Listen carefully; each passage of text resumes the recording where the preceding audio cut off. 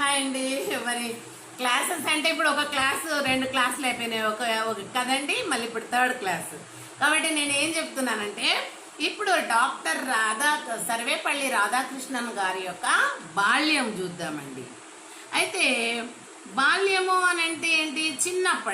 చిన్నప్పటి విషయాలు. ఆయన ఎందుకు సర్వేపల్లి అంటారు అని అంటే, మన ఆంధ్రప్రదేశ్లో ఉన్నటువంటి నెల్లూరు జిల్లాలో సర్వేపల్లి అనేటటువంటి గ్రామానికి చెందిన వ్యక్తి వృత్తిపరంగానో ఏమో మరి వాళ్ళ అమ్మ నాన్నలు, వాళ్ళ పితరులు మరి ఆయన వీరస్వామి అండ్ సీతమ్మల యొక్క దంపతులకు జన్మించినటువంటి వాడే ఈ డాక్టర్ సర్వేపల్లి రాధాకృష్ణను.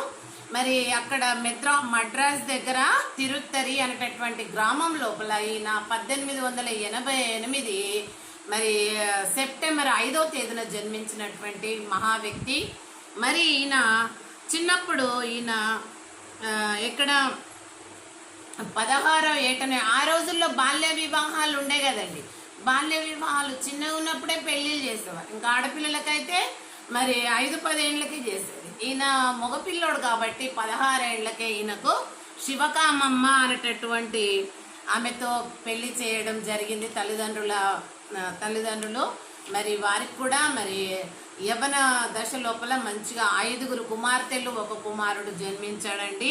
కాబట్టి ఈ విధంగా వారు అక్కడే సెటిల్ అయిపోయినారు. ఎక్కడ మెడ్రాస్ దగ్గర ఉన్నటువంటి తిరుత్తరి అనేటటువంటి గ్రామము, ఒక మెడ్రాస్కు 50 కిలోమీటర్ల దూరం అట్లా ఉంటుంది. ఆ గ్రామంలో స్థిరపడినటువంటి ఈయన బాల్యమందు మరి ఆ మెడ్రాస్లో ఉన్నటువంటి మరి చదువు, ప్రైమరీ హై స్కూల్ అక్కడే చదివాడు మద్రాసులో.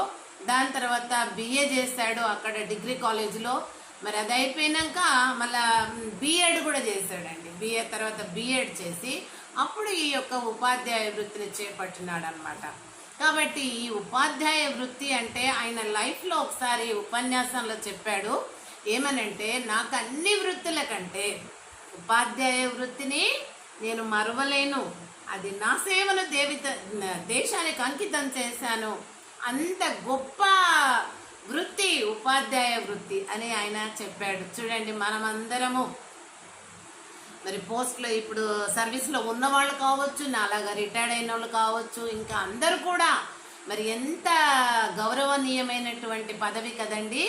మరి అంత పెద్ద మహనీయులు కూడా ఆ రకంగా నా బర్త్డే వద్దు కానీ ఉపాధ్యాయులకు ఈ దినమును పురస్కరించుకొని ఈ నా యొక్క పుట్టినరోజు సెలబ్రేషన్ వద్దు కానీ నా బర్త్డేని పురస్కరించుకొని మీరు మరి గురువులను పూజించండి అని అంటే ప్రతి సంవత్సరం మనం ఈ